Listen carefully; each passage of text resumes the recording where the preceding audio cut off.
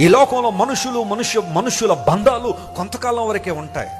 ఏదో ఒక రోజు ఎవరో ఒకరు మనల్ని వదిలిపెట్టి వెళ్ళిపోవలసిందే.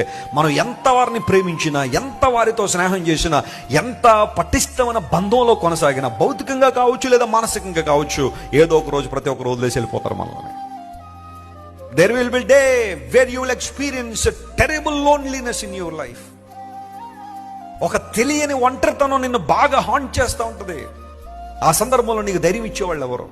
ఆ సందర్భంలో నీ భుజం తట్టి ప్రోత్సహించేవాళ్ళు ఎవరు? దేవుడు చెప్పాడు, పర్వతాలు తొలగిపోయినా, మెట్టలు తత్తరిల్లిన నా కృప నిన్నేమవుదో విడిచిపోదు అన్నాడు. అంటే పర్వతాలు తొలగిపోవడం అంటే ఆల్ఫ్ పర్వతాలు లేకపోతే హిమాలయ పర్వతాలు స్థానాలు మారిపోయి ఒక దేశం వెళ్ళిపోతాయని ఉద్దేశం? No my friends, sometimes we treat some people as mountains. కొన్నిసార్లు కొంతమందిని మన జీవితాల్లో పర్వతాల్లో ఎంచుతూ ఉంటారు. వారిని చూడగానే కొన్నంత ధైర్యం, వారిని చూడగానే వీళ్ళున్నారులే నాకన్నంత భరోసా కొన్నిసార్లు వస్తుంది.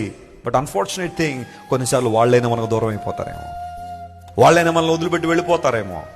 కానీ మనిషిని వదిలిపెట్టిందంటూ ఏదైనా ఉంది అంటే అది కేవలం నా యేసయ్య కృప మాత్రమే. తరతరాలు దేవుడు వాగ్దానం చేశాడు, నా కృప నిన్ను విడిచిపోదని. Get connected to that grace my friend. ఆ కృపకు నీ జీవితాన్ని కనెక్ట్ చేయి. You will never be disappointed. దేవుడు నిన్ను బలపరుస్తాడు, నిన్ను ఆశీర్వదిస్తాడు.